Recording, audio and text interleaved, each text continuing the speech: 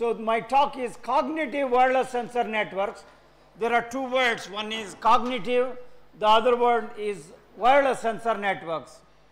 And this was particularly tailored for surveillance, access control and for fraud detection.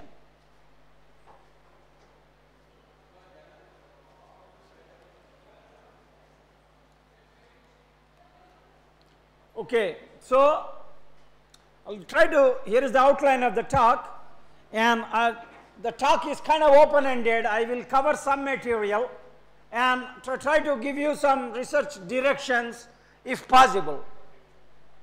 Overview of wireless sensor networks with some banking applications and brief overview of what is called cognitive radio or cognitive networking. Is there anyone in the room who doesn't know what cognitive radio is? Raise your hands. So we kind of know. Okay. Now, what are the problems addressed in this talk? And the concept of leveling that we came out with, in fact, my student by name Shaurya Arora, I gave him an idea and he was able to come up with the solution to the problem.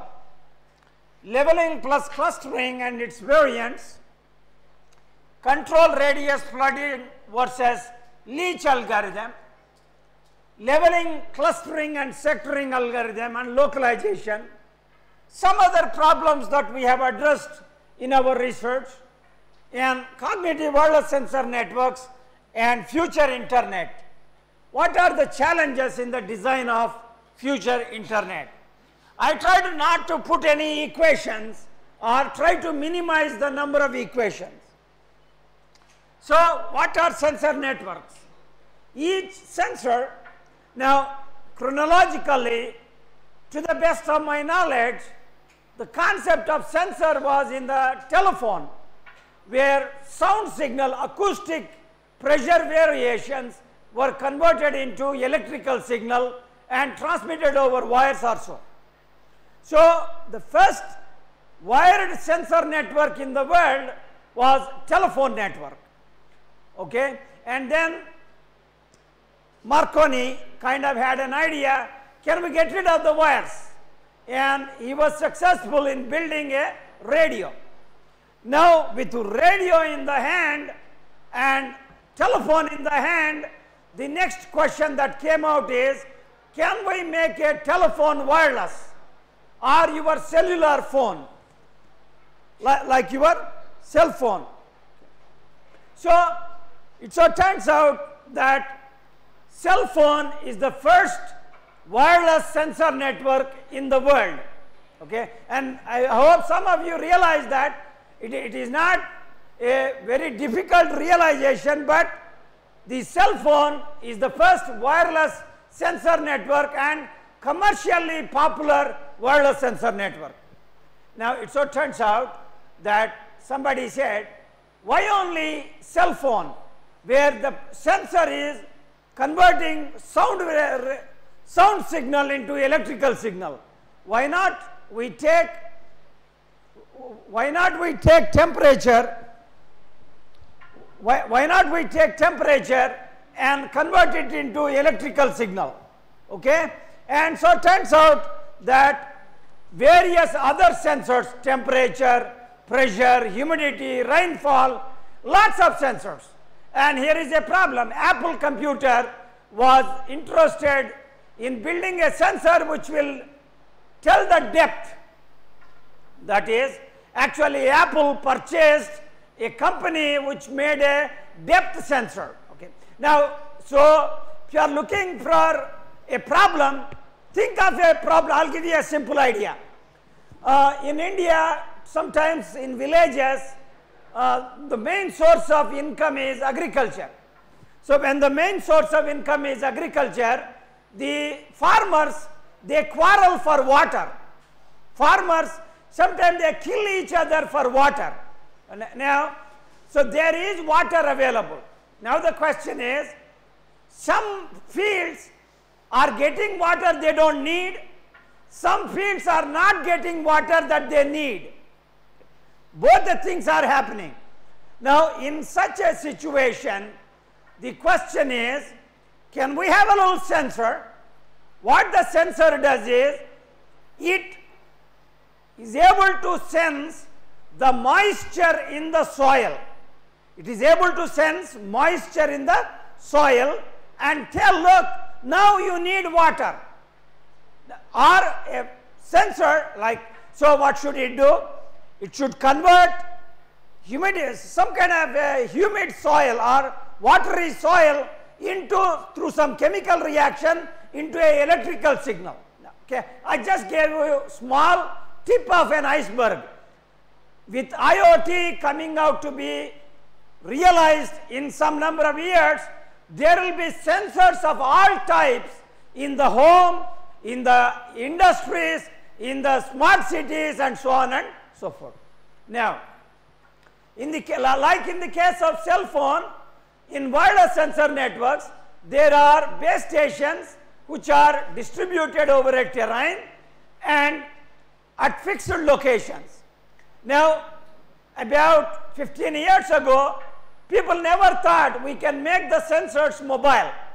Now, already there is a lot of research work in the case where base station and sensor are both static. Now, you got to understand the usage of the word base station is a little tricky. In the case of cell phones, what base station does is it coordinates the communication. That is, it is a non-ad hoc network. It is a infrastructure based network, this one.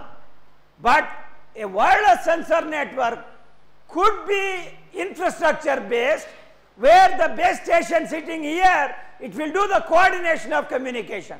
Or it is not a infrastructure based network, where the base station is just a central gathering station.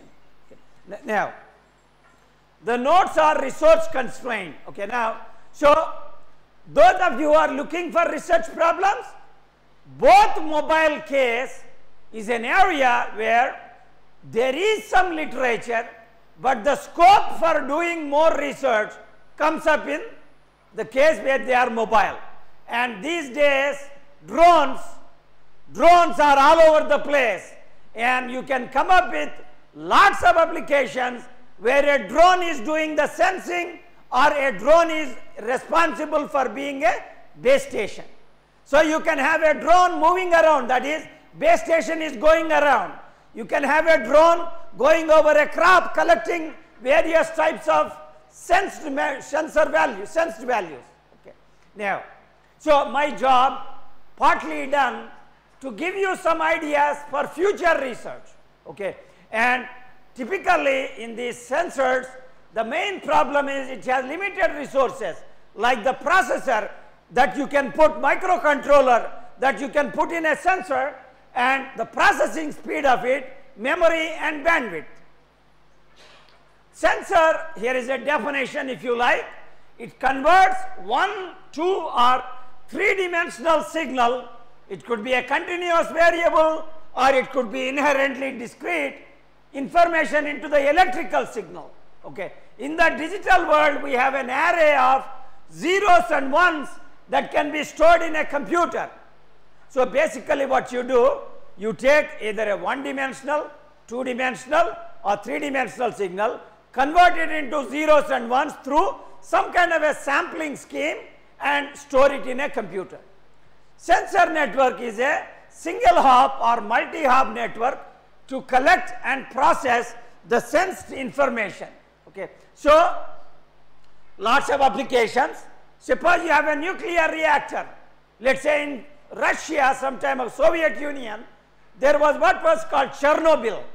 And in Chernobyl nuclear reactor or Fukushima recently in Japan or in United States, 3 Mile Island, there was a nuclear accident and the radiation went into the atmosphere. So you want to put a bunch of sensors and detect various sensed variables.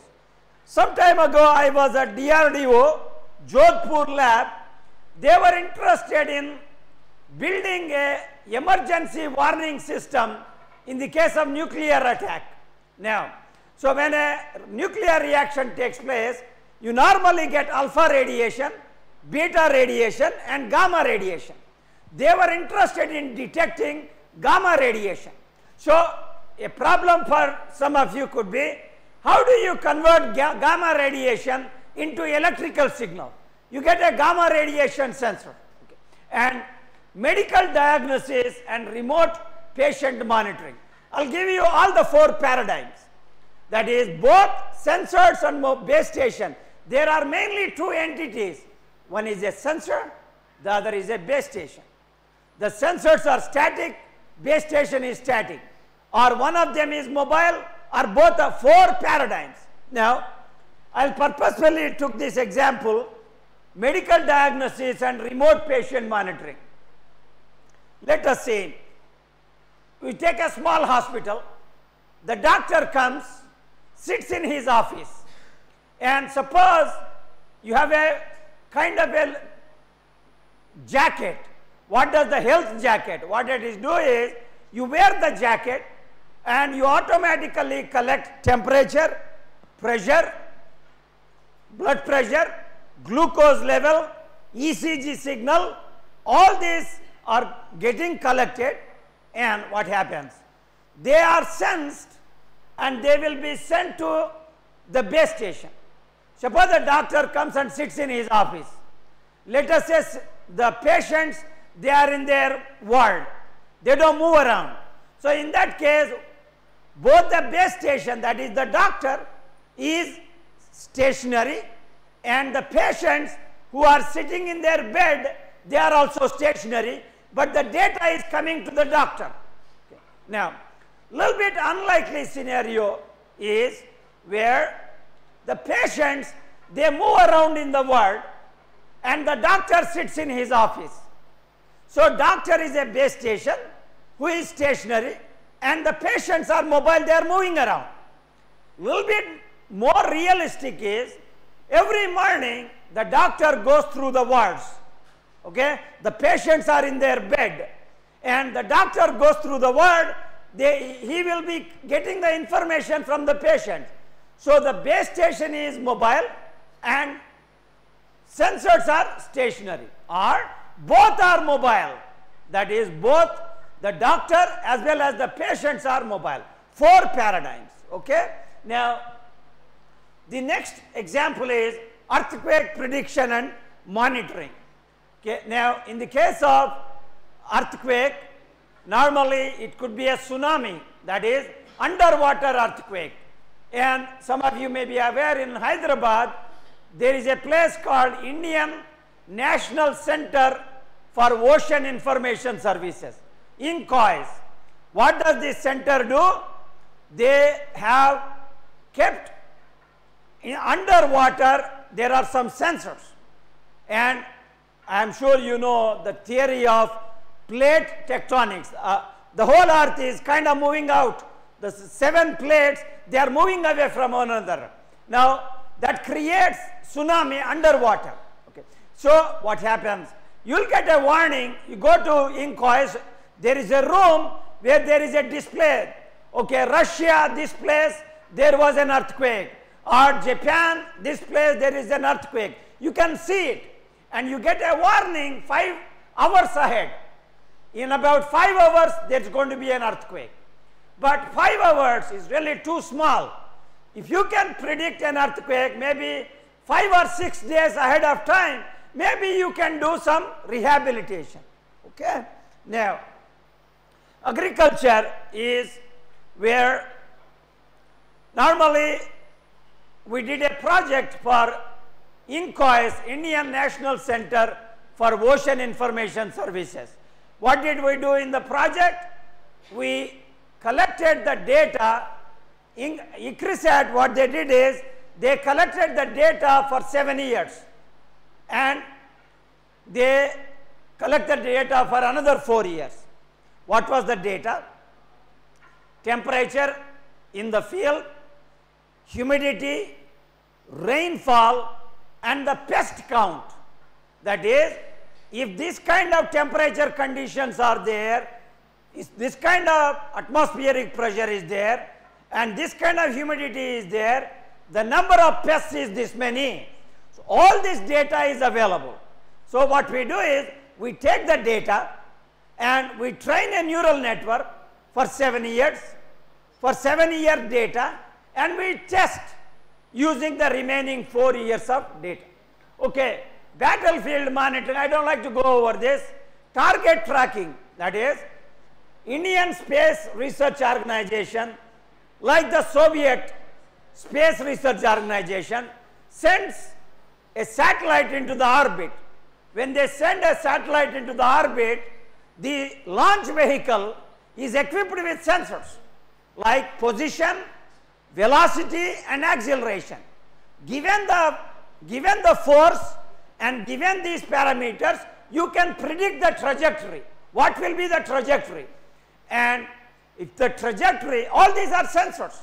GPS, you have GPS, you can get all this information, okay, outside. And finally, and I think I'll skip this, okay, and basically temperature monitoring and control, fire detection and control, all right. So then smart, I think I'll skip some of this. Okay, now I'll quickly come to cognitive radio. In the case of cognitive radio, what people were thinking was, wireless technologies are exploding. You have wireless LANs, you have Bluetooth, you have Zigbee, you have cellular networks, and so on and so forth. Now, the question was, can we run out of spectrum someday? And it sounds like the band, electromagnetic waves spectrum band is getting crowded. So what people did is, they went and made measurements. When they made measurements, they found that the spectrum utilization is less than 15% in some bands. So the question was, suppose you paid for electromagnetic spectrum. Let's say you are Airtel service provider. You paid the government some money and you want to use that band. Now, the question is, suppose at 6 o'clock in the morning you paid for Airtel, but you are not using it. Okay? I am a secondary user, you are a primary user. Secondary user is not allowed to access primary user band currently. But what people said is, can we allow the secondary user to access the band used by primary user? The answer is yes, you can do that. Okay. So, cognitive radio is, in the licensed as well as unlicensed band, the spectrum is underutilization. For efficient utilization, open up the spectrum to the secondary users. So, cognitive radio is a technology which was proposed by a fellow called Joseph Mitola from Sweden. It was a PhD thesis from Sweden. Believe me, if you think research papers must contain equations, this paper which introduced cognitive radio is 10 pages. There is not a single equation. There are a lot of diagrams, lot of nice ideas. 15 years, 20 years, people are writing papers with lots of mathematics, Markov decision processes, lots of mathematics. But the original paper didn't have a single equation. Sometimes there are good ideas, really good ideas, and they kind of work. Okay? Now, through spectrum sensing, the spectrum holes are detected. What do you mean by spectrum sensing? That is, you are a secondary user and you are a primary user. I go to your band and I keep checking through my antenna, okay, whether you are there or not. Okay, that is, you are sensing the spectrum. If you are not there, I will use it. Okay, if you come back, I will vacate. Okay. Now, there are sophisticated ideas like, it is either you or me. That's one paradigm. Or can we both coexist? That is, you transmit at a higher power level, I transmit at a little lower power level. Can we coexist? So lots of, so those of you who are interested in spectrum sensing, it is called, either you or me, is called interweaving. Okay? The other paradigms where both of us can exist is overlay and underlay. And in overlay and underlay, there is a lot of scope for new research. Okay. Now, we come very close to the problem. Dr. Padmala, can you give me a reminder when I should stop? 5 minutes before. Yeah. So, now the question is, we talked about wireless sensor networks. We talked about cognitive radio. Now the question is, can we have cognitive radio plus wireless sensor network? Now you got to understand, like many times, see the other day, in the morning, somebody was talking of Ethernet. See, statistical multiplexing, the idea of statistical multiplexing. It so turns out that you are not guaranteed that there is not going to be a collision. The probability of collision is minimized. Okay. Typically, wireless sensor networks, cognitive radio can be thought like in traffic. Let's say 3-lane traffic. Now, you are traveling, somebody is in front of you, switch the lane. Somebody is there, you switch the lane. Okay. You are transmitting in some band, then, okay. Now, typically, suppose the pedestrian wants to cross. Okay. So, he looks at the cars, when there is nobody, he crosses.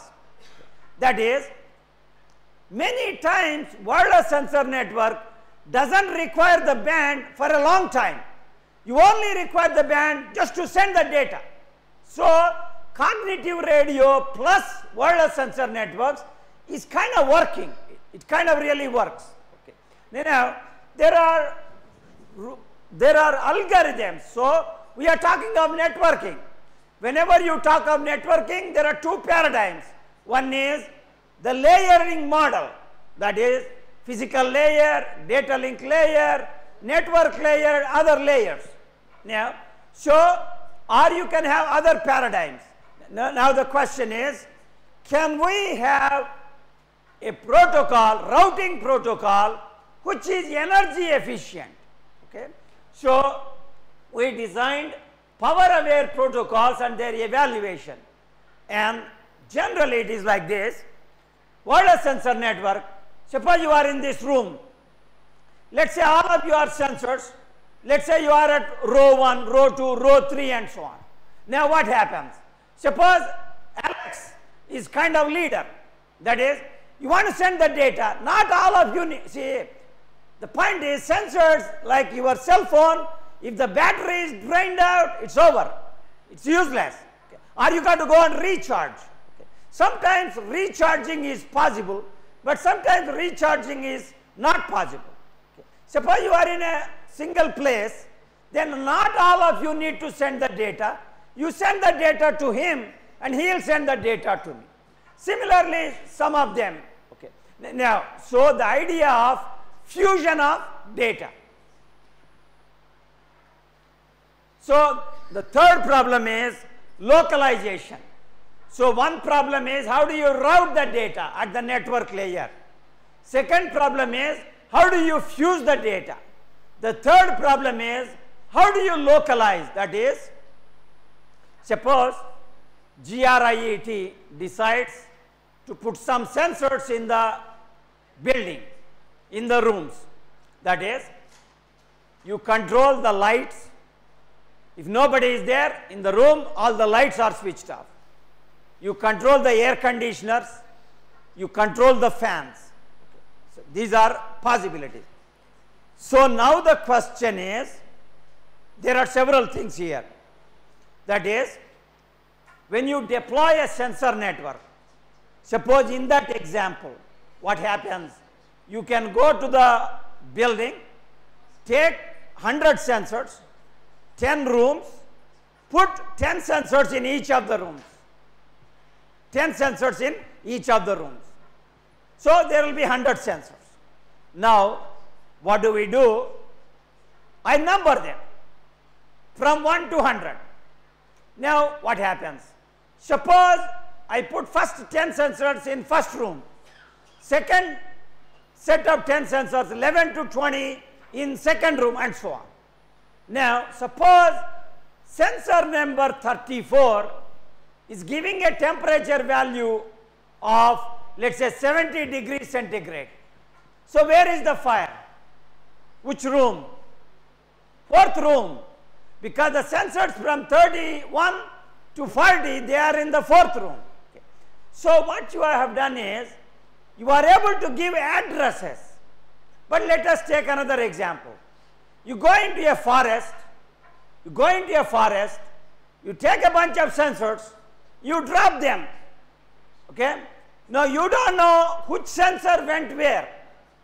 You went into the forest in a helicopter and you just kept dropping the sensors. Now, in that application, you really don't need addressing. But if a fire happens in the forest, you got to know where the fire is. So, that concept of fire is called as event in the terminology of sensor networks.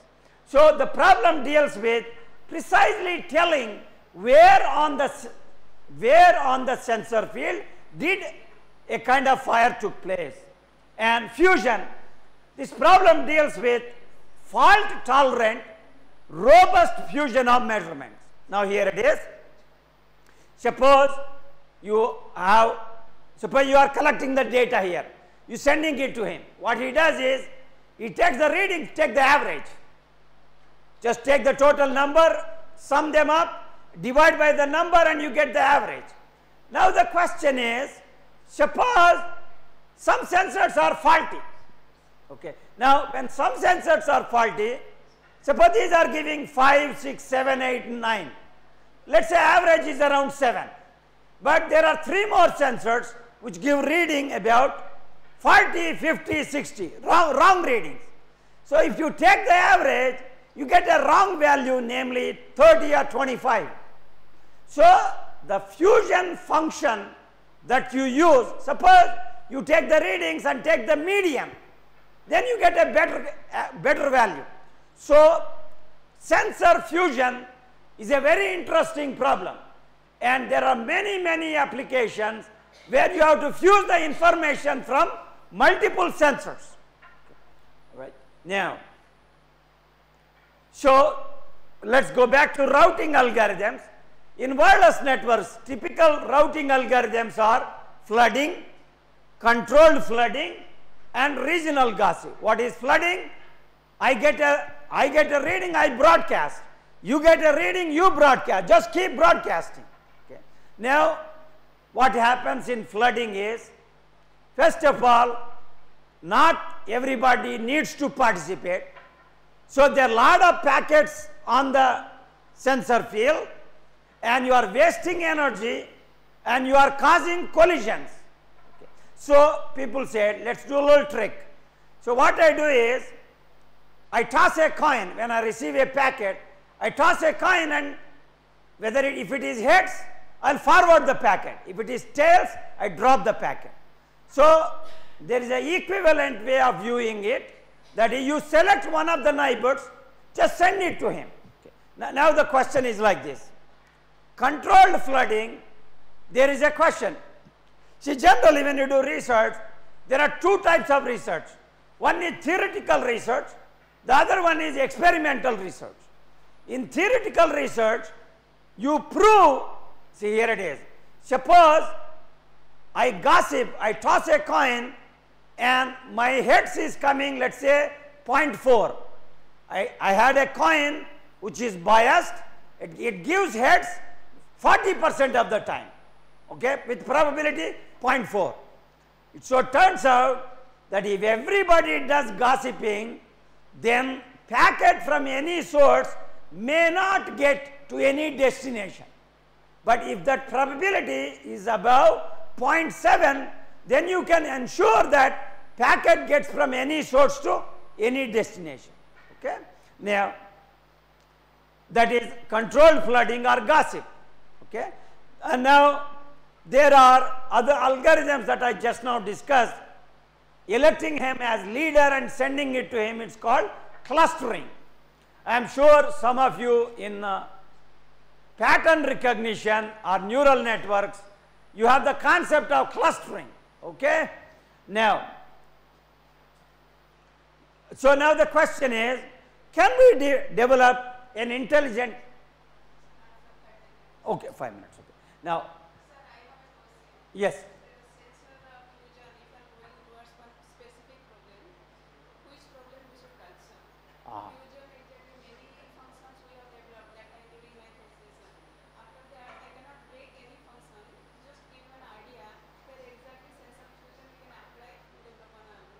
Okay.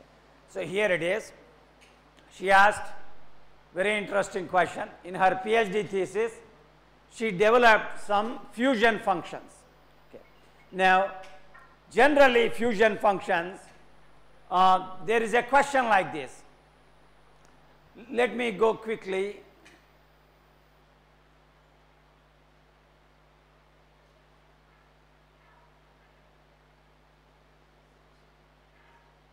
Okay, here. So, typically when you have a sensor which gives a value of some sensed value, let us say 3.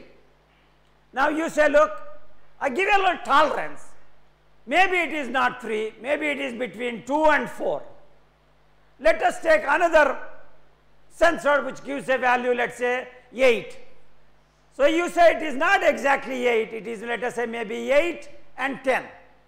So the sensed values are coming out to be intervals. Okay?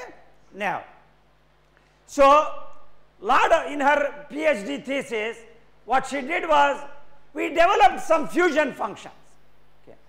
It is like this. I give you a bunch of intervals and you give me a final value. You say, look, the fused value is between these two limits.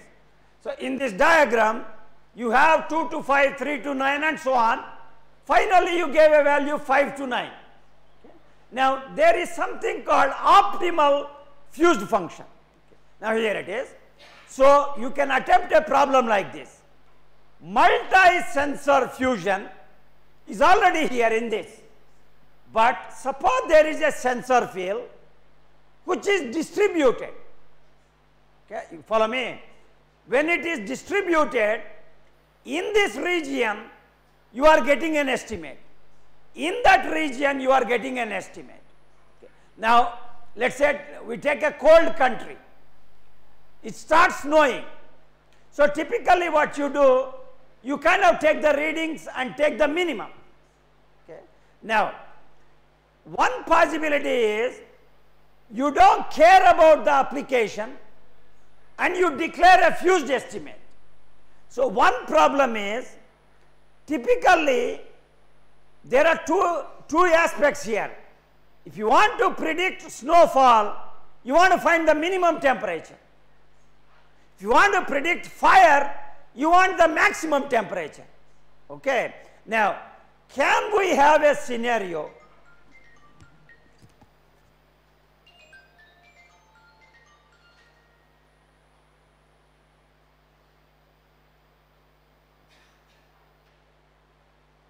so here is the situation. You have a distributed sensor network. Locally you do some fusion. But can we do a global fusion over the sensor field? That is one idea. But there another interesting idea is the kind of approach that people followed for taking intervals, fusing them and declaring a value. It does not take the application into account. That is, typically, suppose you are just recording some numbers 25, 30, 35. Okay. I take the readings, I take the minimum value. I take the readings, I take the maximum value. Okay. In this, you have neglected the fact that the readings are not crisp numbers, but they are intervals.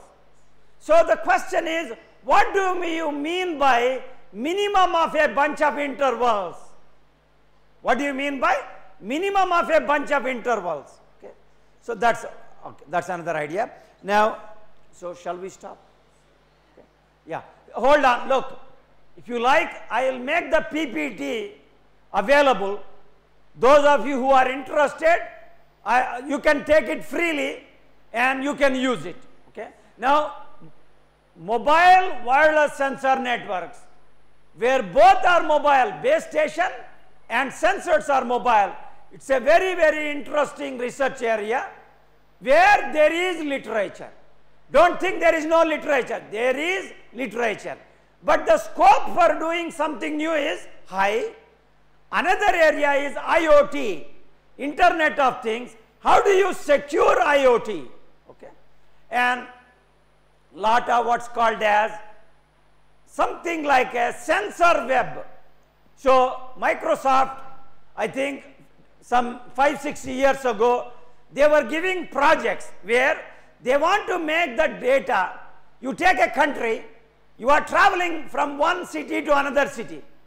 Before you go there, you already know whether it is raining, whether the temperature is very high, you already know it. Okay. So what Microsoft wanted to do was to make this data available freely. Okay. So there are many, many problems, and I thank you for giving patient audience. Excuse me for my voice. Okay, it's a little louder. Yes. Okay.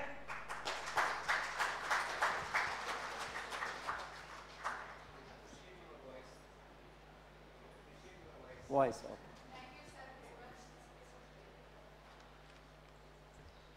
Thank you, sir, for dawning the knowledge upon all of us.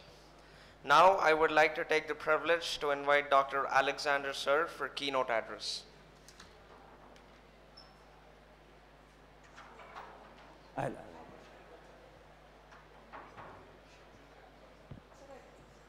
Just 1 minute.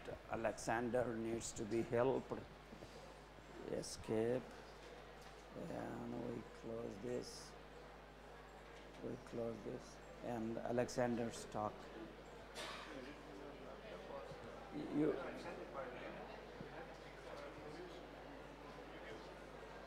Alex's talk is available.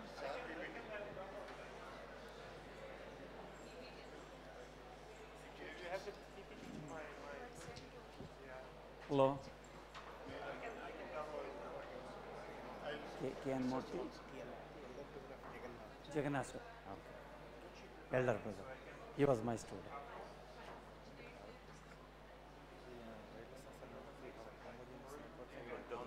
Yeah. Yeah. Which type of network is more convenient or comfortable or more advisable for these applications? Here it is. Heterogeneity means with respect to, there are two things. Some sensors are sophisticated, some they are costly, some sensors are cheap, they are not so costly. Okay. So one heterogeneity is with respect to cost. Okay. In that case, you can, Jagannath Swami in his thesis, he is ECE HOD here, we have done, how do we we are given a rectangular grid. On the rectangular grid, how do we place the sensors in such a way that the total cost is minimized, and at the same time every grid point is covered by at least 2 sensors. Okay, that's one. Heterogeneity can come from something like this. In the example I give, some things are sensing temperature. There are some things which are sensing humidity. There are some things which are sensing some other parameter. So heterogeneity is with respect to functionality. Okay. As Dr. Padmalaya Naik asked me a question, now when you get these heterogeneous readings, okay, how do we fuse them? Okay. One is you take only temperature readings from the sensors and just fuse them, do them for other variables. Then the question is, I want to predict pest attack. Okay. When I want to predict pest attack, okay, so heterogeneity, if you ask for which application, see, the application itself demands that the sensor networks is heterogeneous. Okay.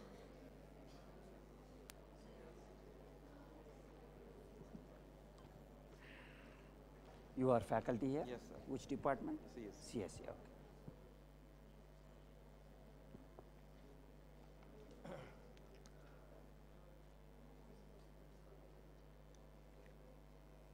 Lot of scope for this wireless sensor, as you said, Particular with respect. particularly I mean both side mobility. Yeah, yeah. IoT scenario, a lot of things like that happen.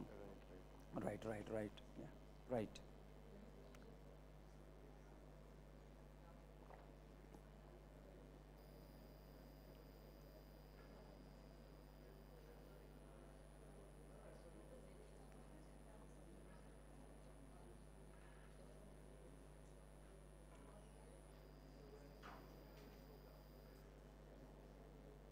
Hello. Discussed about that range concept.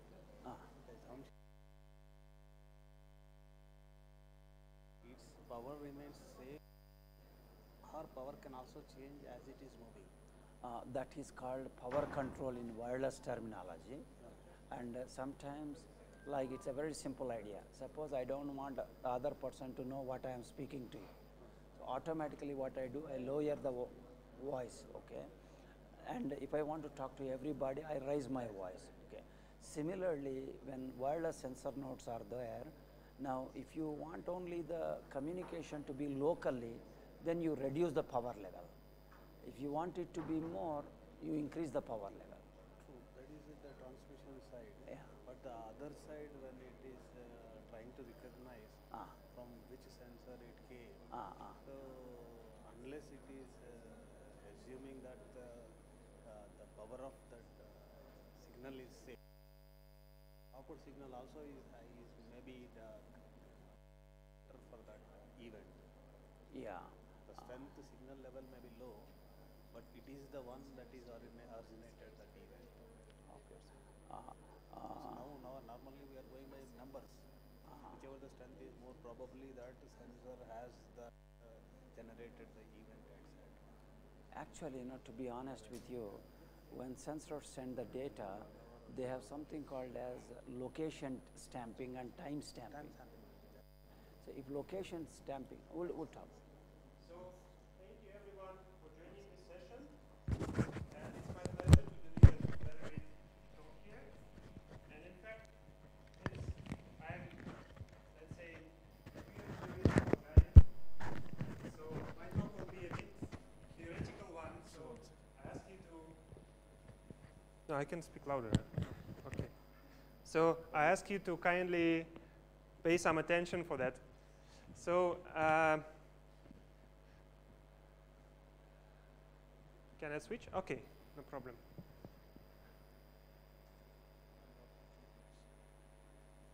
So, it is not operating.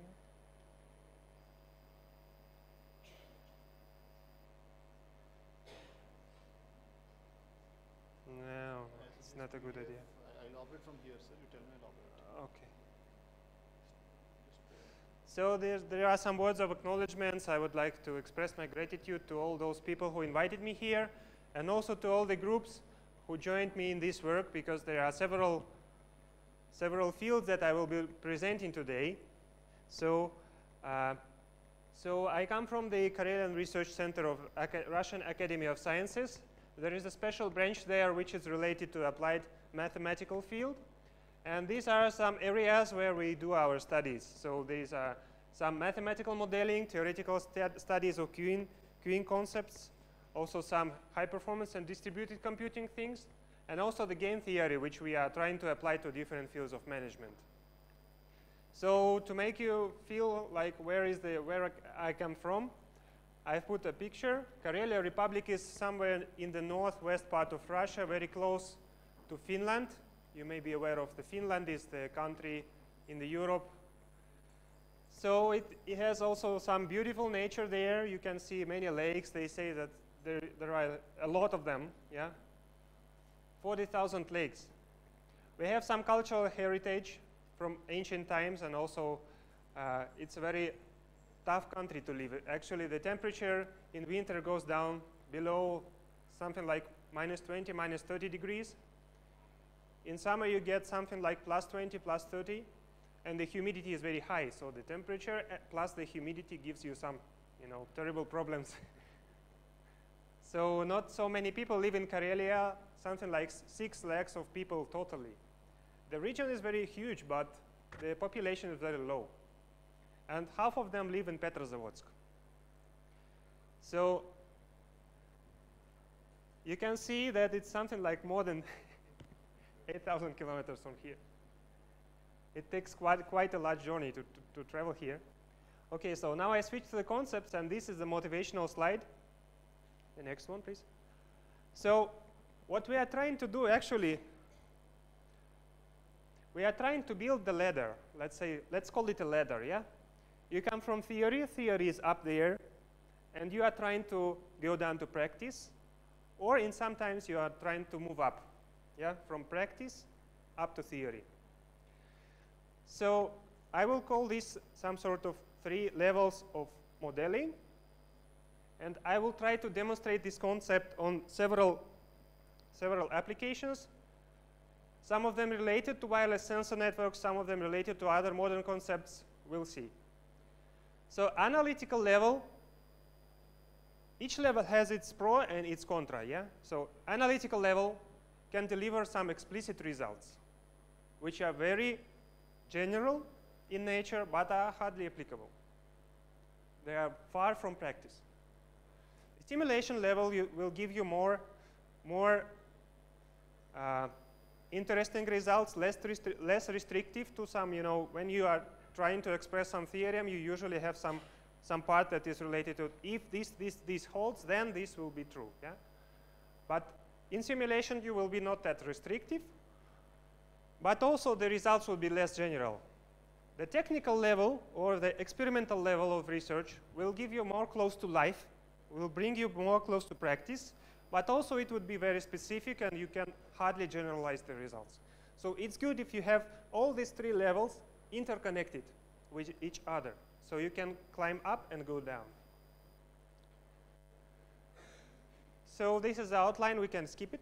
We'll see it played by the ear. Okay.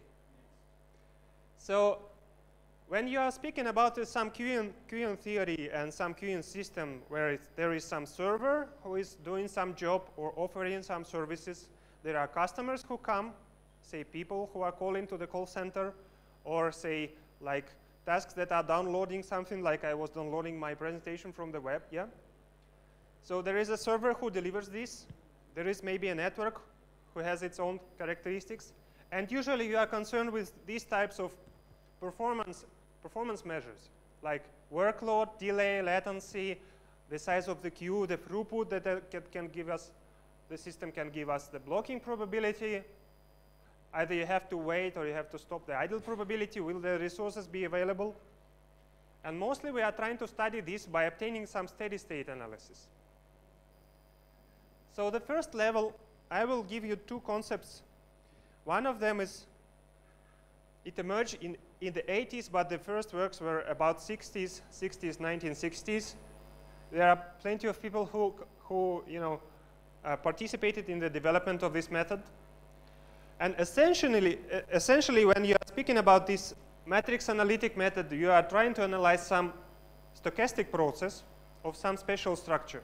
Not a very general one, but it has some special structure inside that can give you some more details, more information, and allows you to obtain some special solution. So I will try to explain it a little bit, yeah? You have two components here. The first one, you can call it a level. The second one, you can call it a phase. If we consider some example, let's say it is a single server. There are customers who arrive there one by one. And the level could be the size of the queue. How many customers are standing one by one in the queue? And the phase could be, let's say, the speed of the server. The server may have several speeds, and it can switch time to time the speed to a higher one or to a lower one. So this could be this process, and we are trying to analyze this process to get the steady state solutions. On average, how many customers are in the queue? On average, how long do you have to wait, etc. So the next one, please. So usually you are trying to put this 2-dimensional process into some, Markov chain of special structure, and then you get this generator matrix of some special structure with a block 3 diagonal matrix. So then you have some stability condition that guarantees that this process converges to steady state. Also, you can, this is the stability condition, and the next one will give you the steady state solution. So the steady state solution may resemble you some solutions that you know before, the geometric solutions for simple birth and death process. But this is not a simple birth and death process, but multi-dimensional one. So you get some sort of matrix geometric solution. Usually the question is how to define this matrix. And this matrix is a solution of the matrix quadratic equation with a matrix unknown, which is a very complicated object in mathematically speaking. So you have to obtain these. Then you have to obtain P0 and P1, which are the initial states. Yeah, P0 is usually related to the idle state of the server. Then P1 will be something like one customer in the server, and then you get on and on with this solution by multiplication by this matrix. So one question is how to obtain this matrix R. Next one, please. So in practice, when you obtain this matrix, you can easily get these performance measures, and this is just a demonstration how to get this. So you know this one, then it's easy to derive these measures, which are just the numbers. Yeah. So after coming up to matrices, you come down to numbers. So finally, our question is how to define this matrix. And usually you obtain it by some numerical procedures. So you get some numerical procedures that converge step by step to some stable solution, and you say, okay, finally we get this matrix as a limit. Of course, you have to stop at some time. The explicit solutions are hardly available. They are very restrictive in nature. So this matrix should be of some very special type. It should be a rank 1 matrix, which is very restrictive and not applicable to many cases. So I'm proud of this result because we obtained this result with Professor Ramamurthy, Garimella Ramamurthy, and we managed to do this a year before, I think, yeah. So and to do this into papers. So this is a very simple QBD with 2 phases, but we may also think of this that could be applied to many concepts, and I will try to demonstrate it later. So, but the key feature here is that we were able to obtain this matrix R explicitly, even if the A0 or A2 matrix are full rank matrices. So not only rank 1 matrices, but maybe 2 by 2 full rank matrices, or even in some cases it could be 3 by 3 or 4 by 4 matrices of rank 1. Next one, please. So finally, this is the expression. And the derivation of this expression is some sort of algebraic one.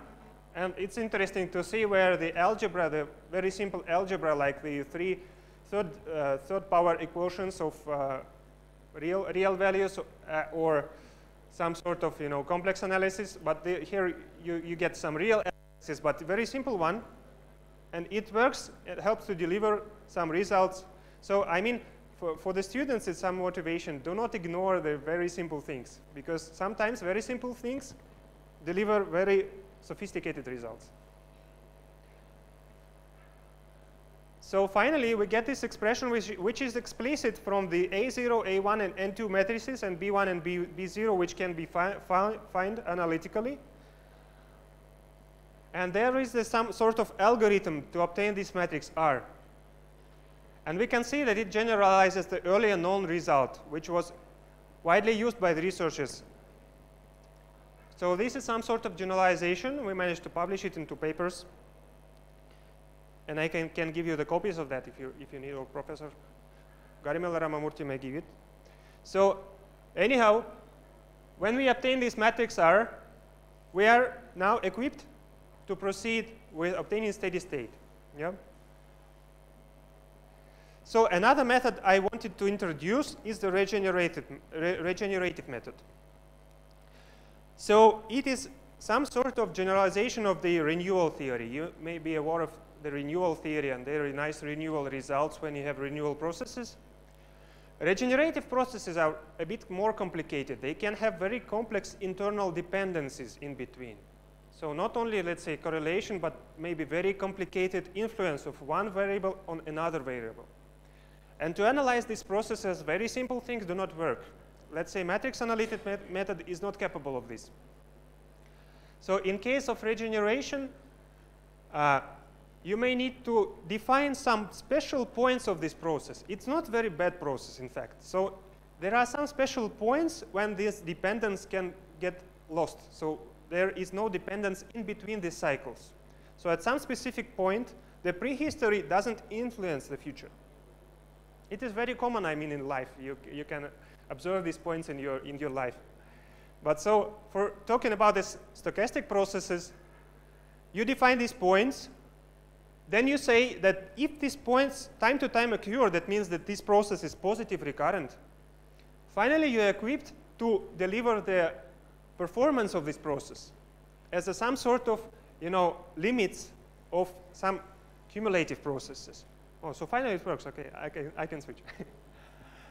Okay, so then after that, we are going to level 2. So at level 2, we are trying to do some simulation. And one of the concepts which is related also to regenerative theory is the discrete event simulation. So usually you can either try to discretize the time and to move from one time chunk to another time chunk, but this is something different. You are trying to move from one event to another event. And in between events, you know how the system behaves. Let's say if it's a queuing system, the customer comes, you know he started his service, you know when he will exit. So you only want to watch at the entrance and at the exit points. You do not need to see in between. You know what's happening in between. That's the idea. So once you get this process, here I tried to separate it into a discrete component and a continuous component. Continuous usually is related to time. Something like, how much time do I have? Okay, 15 minutes. Something like I'm continuously watching this and it's decreasing, yeah? So x of t is something like my state. So discrete state. Maybe some number of customers in the system, something like that. Maybe speed of the server. So after that, these components are changing, and we are trying to do some performance estimation in between the events. Nothing is changing. After event occurs, something is changing. Then we can measure it just like some sort of integral, yeah? So we are multiplying the state by the time that it takes. And then you get this steady state estimate of this. So this is how you do with this simulation.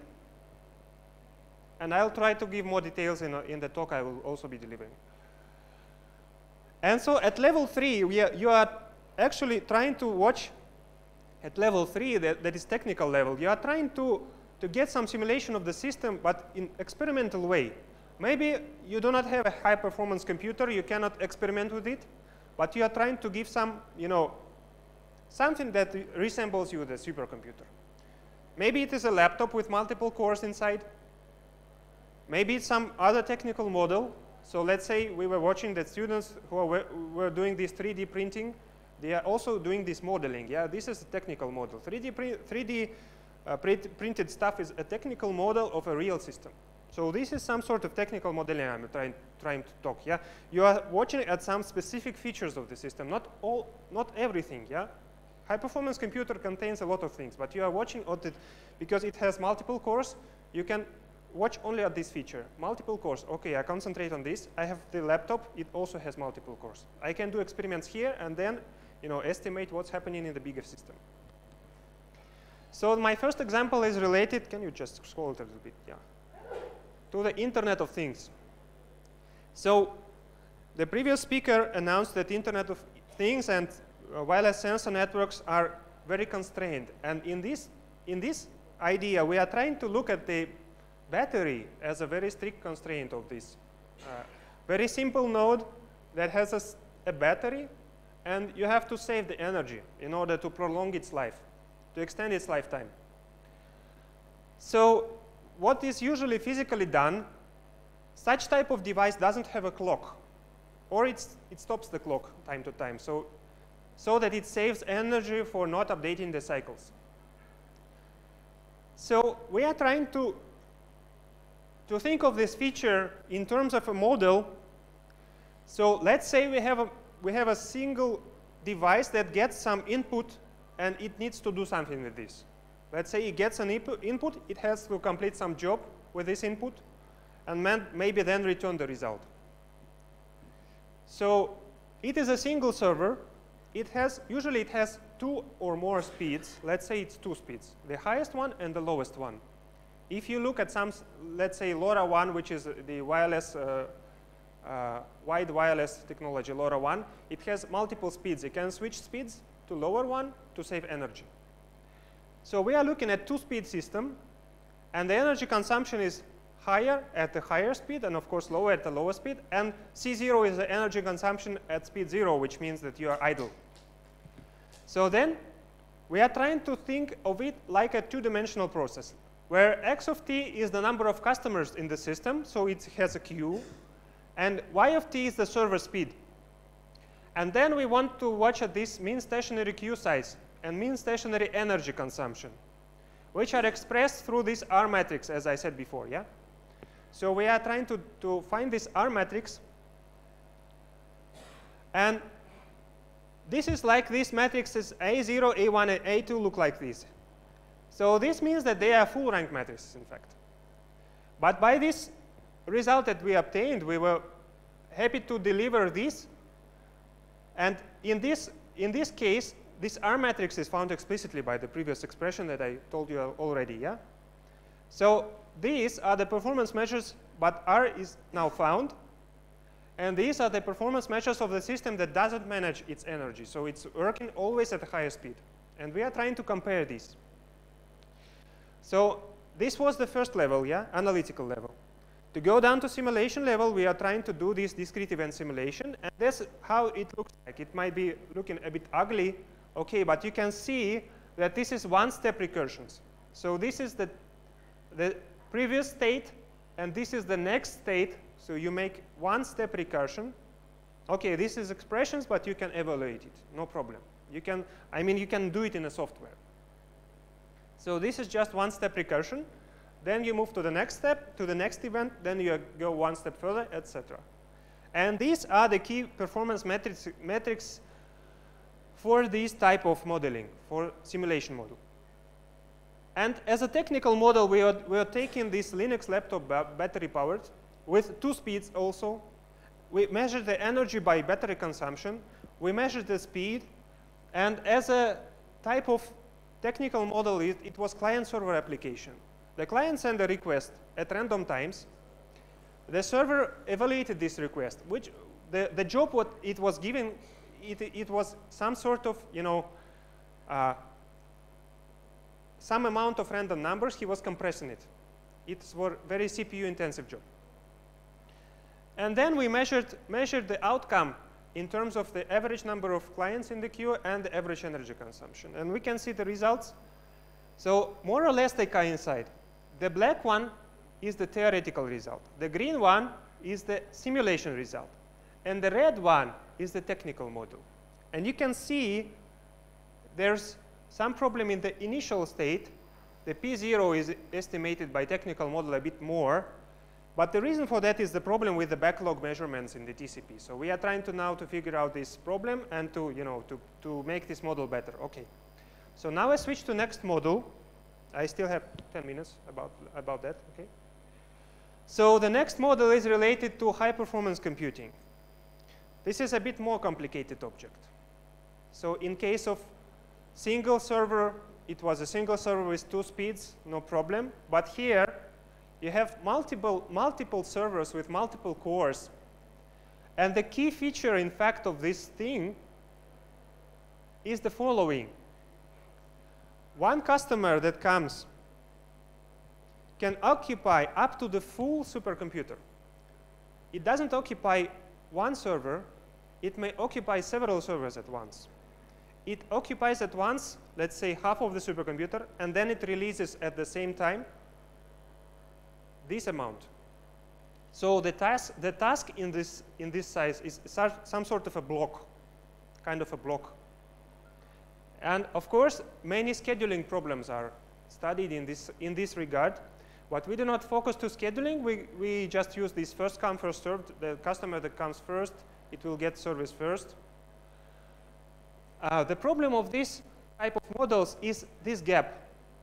So let's say this customer arrived at this point of time. He has to wait until 3 CPUs are available. At this point of time, 2 CPUs are available, but it cannot start. It needs 3. That means that you have this time that the job is wasted. The CPUs, number 2 and 3, they are wasting their time waiting for this customer to enter because he needs 3. These type of models are non-work conserving. It's a very dramatic feature that increases the problem of analysis. So what we managed to do is that we managed to prove the stability condition for this model. Because of this wasted job, you cannot guarantee the stability. The problem is how to estimate the stability. Yes, this expression looks a bit complicated with all these products and like sigma of m, which is somehow related to system configuration. But in fact, inside it has the mean drift criterion. Usually you have this, when you study the stochastic process, it can drift upwards or downwards. Usually you are trying to guarantee that it drifts downwards with more probability than upwards. Then you get this negative drift, and then you can guarantee that you can obtain the stable state. So this is what we managed to do, and inside you can see the same quasi-birth-death process. You can see the same matrices. In fact, the only advance in this paper that we managed to do is that we did not define these matrices explicitly. In this case, it would be a very complicated stuff, but we managed to avoid it just by some trick. So it was a trick that made us to obtain this result. So this is a more manageable form. You can see this, discrete convolutions. And that's another motivation for students to study these combinatorial algorithms and, discrete convolutions and whatever. So you never know what will happen and what will you need. So just try to learn as hard as you can. So this is, again, the simulation model for that. 5 minutes. Yeah, no, thank you. So this is, again, the simulation model. And you can see, again, these are one-step recursions. So ti plus 1 expressed. And then you make these steps. And you obtain some sort of performance estimates for that. There are much more performance estimates interesting here. And as a technical model, again, you can consider some Linux multi-core CPU, or let's say you can have a cluster and you can experiment with that. So it's an ongoing research. One more example from wireless networks, or let's say from telecommunication networks, the retrial queue concept. When a customer arrives and the system is busy, he may try to retry to come later. In this case, he doesn't want to wait in the queue, but he better do some other job and then return and retry. These are retrial queues. The problem with this type of queues is that you never know how many customers would come and retry again. And then you can have problems with the stability of the system again and with performance. So they are applicable to many, many concepts which are related to multiple access communication, to short TCP transfers, and also to some distributed computing related stuff. So as an analytical model, we tried to introduce two-way queue with constant retrial rate. This is something that was studied before. I just wanted to drive you through this concept of three-level modeling by this example. So these expressions are expressions for performance estimates of the system that are obtained by regenerative method. So you can see this is the idle probability, busy probability, the probability that the server and at the same time the retrial queue is idle, etc. So they are very simple. I mean, they cannot give you a detailed picture of what is happening. But to obtain this, you need nothing. It can be obtained in very general case, yeah, for general distributions. Not for, let's say, exponentials, but for general distributions. So this is how it looks like. You get some sort of this process, which is cumulative process of arriving jobs. Then you divide it by t, and then you get this limit. And how the right side converges to rho, and the left side converges to p busy. This is how you get this sort of results.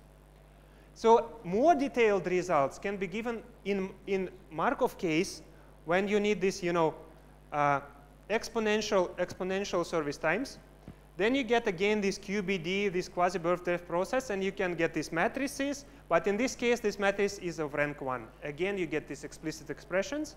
Again, you get this R explicitly. And then you can get these performance estimates, which are also very nice. This doesn't look like very nice, but still, this P00 can be obtained explicitly as an expression in terms of original variables. So the final slide is where these two approaches coincide. So obtaining the P0 is a difficult task. And then, please go down. So, and then you can obtain this by some other trick by giving this thing as limit of regenerative process. Then when you obtain this limit, you can get P0, and when you get P0 and you get this R matrix, you get everything. So this is where you can combine these two different approaches to get some profit. So I got 1 minute left. I wanted to announce you the conference that will take place in this September, and if anyone of you could try to submit there, we'll be happy to see your works there. So Professor Garamela Ramamurthy will deliver his talk also there. And the key focus of this conference is related to the combination of game theory and queuing theory. In this case, when they can give profit to each other. So thank you so much for your attention. And thank you for inviting me here.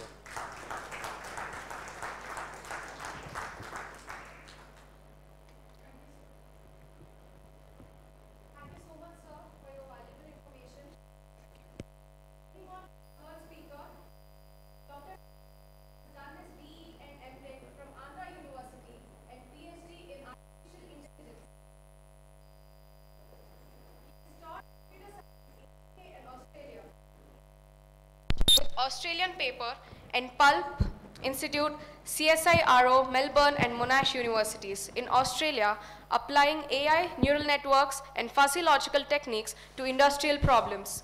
Currently, he is into business intelligence consulting, working for Plutora Agile DevOps company. Now I would like to invite Dr. Syed Mohideen to convey keynote address.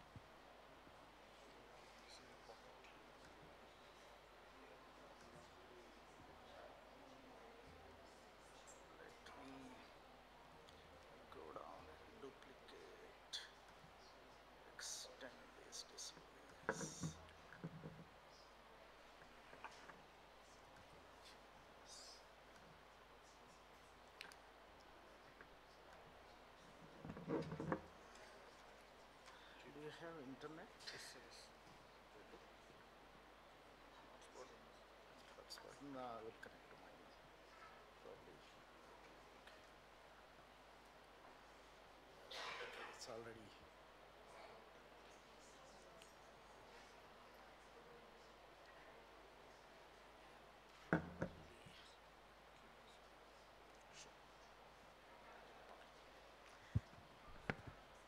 Yeah, I believe it is still good morning. Good afternoon, everyone. Let me kick off. I have only 15 minutes, I believe.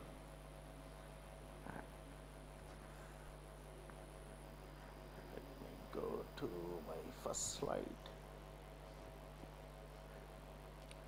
Go to the presentation mode. I think internet. Still searching. No, it's there. Connected.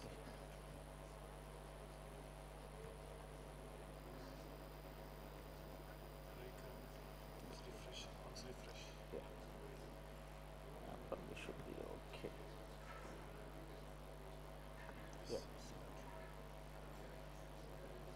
Present and move it to. I have extended it. Probably let me move it to. Yeah.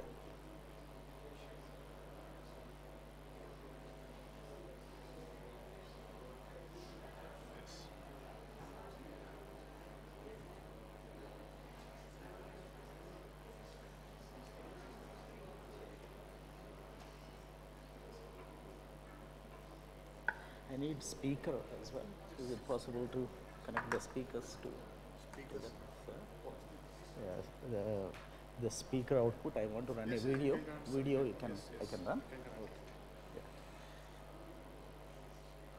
For slides, you can use this. Yeah, probably I don't need that for slides. I will just go by kind of. You can go here. Can, Melissa. yeah.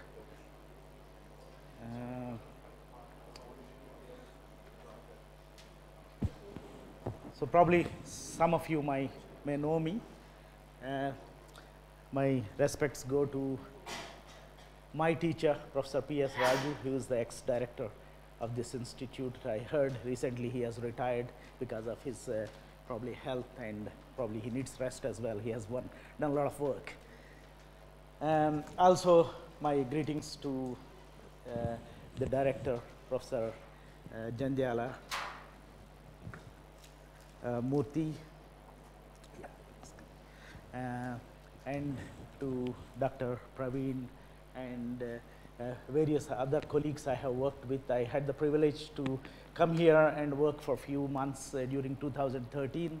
That's when I met lots of people who are very inquisitive to learn and do research and all that, and I can say Professor C.H. Mallikarjun Rao, Professor G. Mallikarjun Rao, Professor Nayak, and Professor Anuradha and Professor Vijay Lakshmi, and lots of people I have met. And the key for me coming here is Professor P.S. Raju. He was my teacher at Andhra University. I did my BTech and MTech from Andhra University. And I would say my enthusiasm for programming has started from very small things like Fortran 4 book written by Professor Raju and Ratnam. The same Professor P.S. Raju was director here. I thought I should come and spend some time with him. So that's how I came to India and spent some time here at this institute. During that time, I did some master's seminars, and fuzzy logic was one of the topics, because I did my PhD from UK in fuzzy logic, and I have met great people like Professor Zade and Professor Mamdani and Professor Balvin. All these people I have met and worked with. So I thought I should kind of impart that knowledge and give it to people who should take it forward.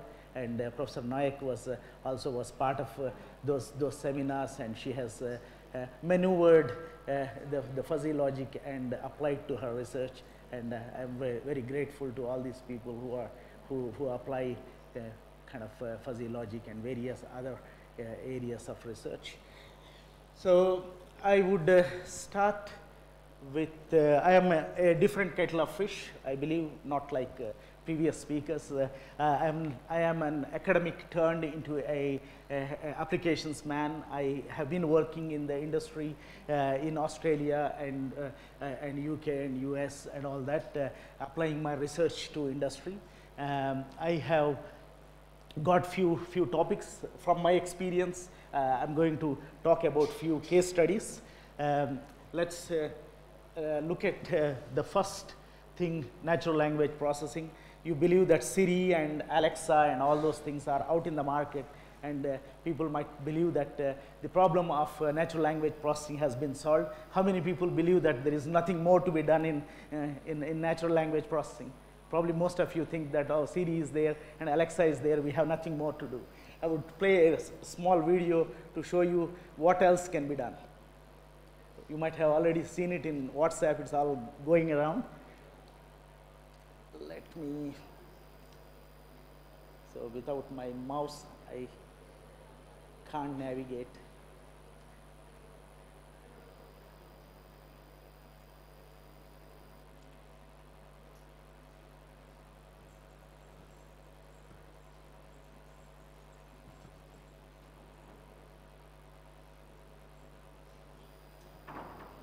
Is it running?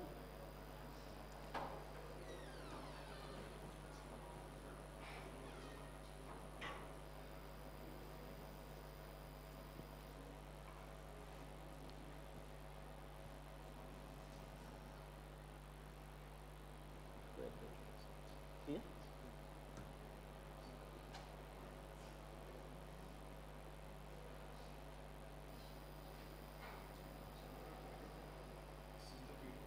Yeah.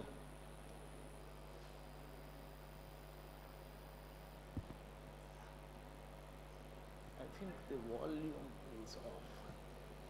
It is running.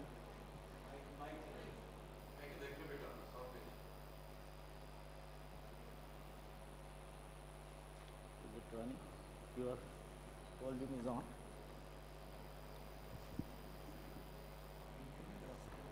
Yeah. Audio.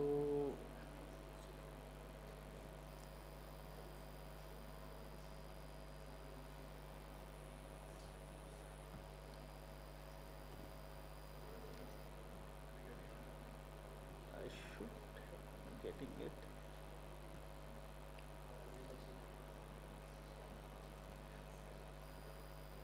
Not sure. Let's close that one. Shall I bring this one back?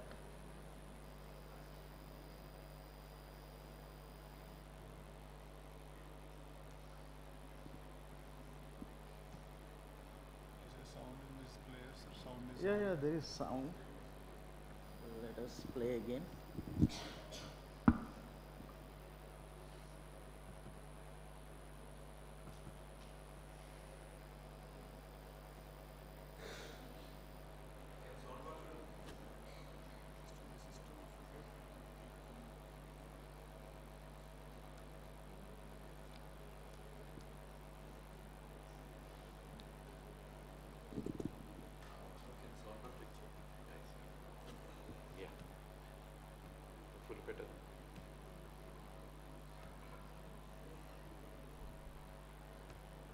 No, well, technical problems. I would tell you the scenario.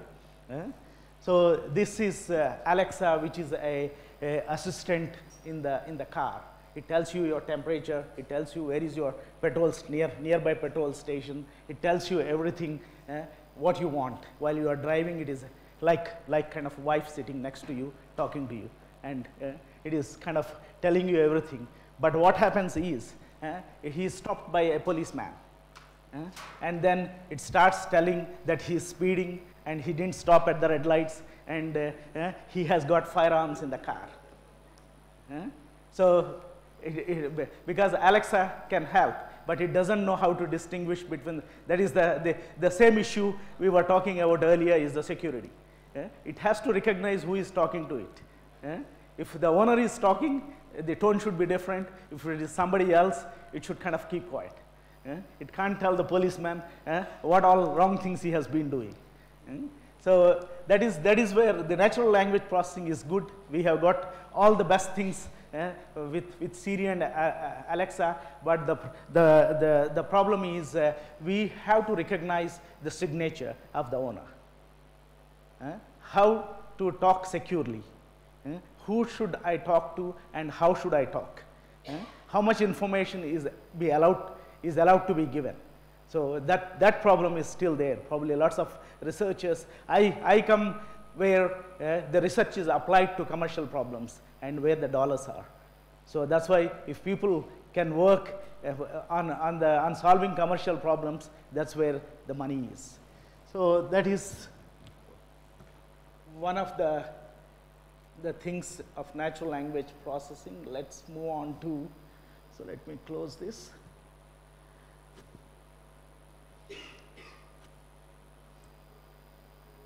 Does it work? Yeah, and I'm not sure how many of you have watched Why Him movie, which was released a year or two ago. Why Him, the case study is the guy is an internet billionaire, and one of a mediocre businessman's daughter, she's studying in Stanford. Suddenly she rings dad and says, "Dad, I'm dropping out of Stanford and I have a boyfriend who is an internet billionaire. I'm joining him as an intern in his company." And this guy is a very kind of very rude, and he develops games for the industry, and he has become a millionaire overnight because of his games becoming very popular. And he has got Alexa and Google Home kind of devices everywhere in his mansion. And he invites his would-be father-in-law is totally against his daughter getting married to this guy, because he made money, but he has got no manners. He doesn't know anything. He is not educated, but he made money. So his Stanford educated dropped out daughter doesn't want to get married. So then this billionaire, he invites all the whole family for a Christmas to his house, and he tries to solve his would-be father-in-law's problems using his this spying Google Home. This spying Google Home, what it does is it tracks every conversation this mediocre businessman does with his partners and all those things, and he tells, "These are the solutions for your problems," coolly. And the guy gets surprised.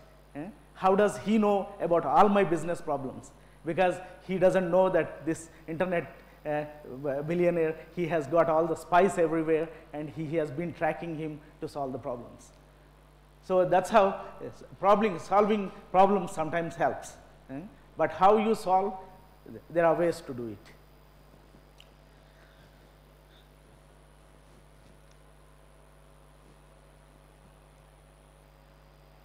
So coming to applying, wow, how can we solve the problem of understanding natural language by different people who speak with different accents? Like I live in Australia, I use, but still my accent is not Australian accent. And I have trouble when I deal with these virtual voice assistants. Because when I ring telephone company, it says, "Could you tell me in one sentence why you are ringing me?" So, and I tell, it doesn't understand. So what is the use? If it can't kind of capture 100% information, then it is not useful. So there should be, so if you can talk in that particular accent, it understands. But if you talk in any other accent, it doesn't understand. So probably we need something like a modifier, a transformation function, which would transform based on, it asks you to, it kind of learns. So AI is there, but probably machine learning is where we should go to. So machine learning is, it should understand, it should tell first, can you count from 1 to 10, and from 1 to 10 it has to gather the signature to modify the speech, and then it should try to understand how I speak. It should know, and it should apply the transformation to its knowledge base, and then it should understand. So that is the commercial problem. So 80% it can understand, but rest of the 20% it cannot understand. That means it's not good enough. So maybe a fuzzy logic based transformation function can be invented to kind of solve the problems like that.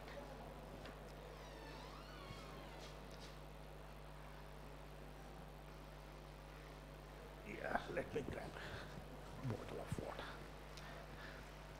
So coming to the Internet of Things and various data being available in the world. If you look at what are the commercially available enterprise marketing cloud softwares, you can see IBM Watson is one. IBM Watson can advise on telemedicine. It can advise on marketing problems and various problems. But are we using it to the full capacity? It is available on the cloud. Any organization can start using it and purchase the bandwidth of the computer and use it. But people may or may not be using it because they don't know how to use it. So it can actually, let's go back. So it has, using that software, you can do lots of analysis of data that is available out there. So to give you an example, but if you have studied management science, you would understand what is Pareto rule. Pareto principle is if you take a business, 20% of your customers will generate 80% of your profits. So you need only that 20% of your customers. If you take a supermarket, or if you take a big company like maybe Alibaba or eBay or any kind of company, you need only that 20% customers to keep you running, because they give you 80% of your profits. But who are they? How do I know? So to know who they are, probably IBM Watson, you are already collecting a lot of data, but that data you need to process and convert into information. That information you have to convert into knowledge, and that knowledge you have to use for your intelligence. Like that billionaire guy has used the data that is available, the conversations the guy makes, he picks up and then he provides a solution. He has been scratching his head for 2 years solving his business problems, but this guy kind of, because he has got all the intelligence and he can apply and find a solution. So most of the businesses can profit if they know who are those 20% of your customers. And how to increase that 20%. So if you want to increase your profitability, if you want to increase your bottom line, you have to kind of bring all those customers who are in that 80% and bring them into that 20%. So if you go back to probably your father or grandfather's generation, in your town or in your village, you will have a tailor who recognizes your grandfather and recognizes your father. When he comes, he says, sir, your shirts have to be a little larger now because you have put on weight. And he gives you personal opinion. But those kind of personal opinion, is it still possible to be given in the big supermarkets now? Yes, I would say it can be. The data is out there where you got loyalty cards, your telephone number is collected, and your credit card also. Probably most of the big chains issue credit cards as well these days. They know how much budget you spend, how much money you monthly spend, and how much money is remaining for this month. And then the guy can, if a personal assistant of the store comes to you and says, sir, this morning madam was here and she was looking for dark chocolate, we couldn't find, so but now it is available, would you like to take it home? Then how surprised you will be. You might be, you may not be in that 20%, you soon will be moving towards that 20% customers who will give you the profitability. But that information, that data is already available. It could be a very big supermarket like maybe a Hyderabad Central or Bangalore Central or anything like that, but still your personal assistants can carry a iPad and kind of, once you enter the store, the Wi-Fi picks up your phone because you are using the Wi-Fi. So immediately you know this customer has got 3 children and his wife also comes to this store, and the whole profile you know about the customer. Once you know the whole profile, you know the spend history on the credit card. And you know the anniversaries, you know the wedding days and date of birth and everything you know. And you can say your son's date of birthday is tomorrow, sir. Would you like to pick up a present? So that kind of personal service can be provided with the data that is available out there. So those are the business problems. If the companies like to solve, there is money to be made. So maybe the IBM Watson computing power, that is where can be used.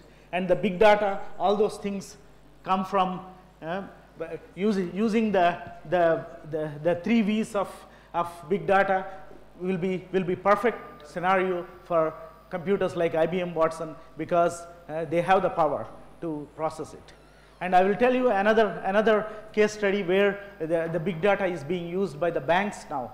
So if I am from Australia, if I start using my bank app here, immediately it can find out that my geolocation is in Hyderabad. My telephone, generally the APIs they purchase from telephone company regarding my geolocation. If I am using my app here, my telephone also should be next to me. If it is not next to me, the app doesn't work. That's how they control the fraud. If I am purchasing something here, my phone also should be located next to me, otherwise the purchase wouldn't go through. Not only password, but those things also, from an independent source, they want to know whether this is verifiable. This is a fact that this guy is using his credit card somewhere else. How much time I have? Wind up? Yeah, sure. Probably we will kind of through personal discussions we will discuss other things, and there are lots of case studies. Sure, looks good. Thank you for your time, and I will see you around. I am around till tomorrow evening. We will all catch up. Thank you. Thank you, sir. That was very insightful. Now I request Dr. Padmalaya Nayak ma'am to felicitate Syed Mohideen sir. And I invite HOD sir as well.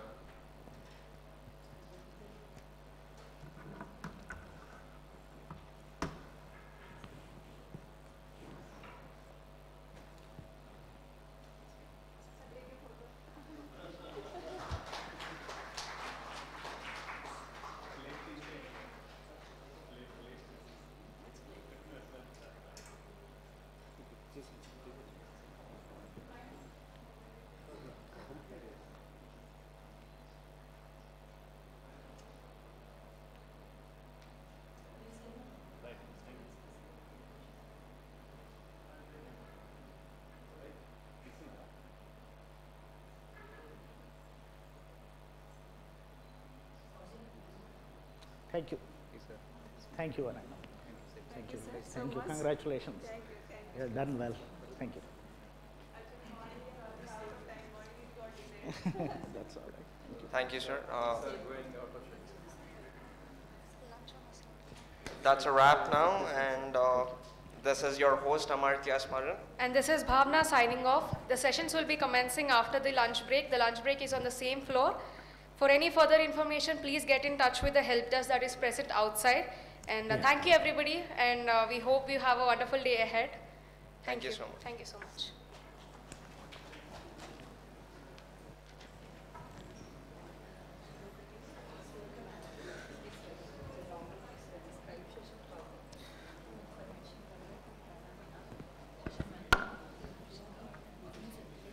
Really?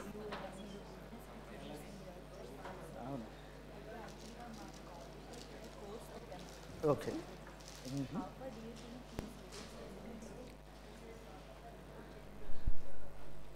Yeah. Like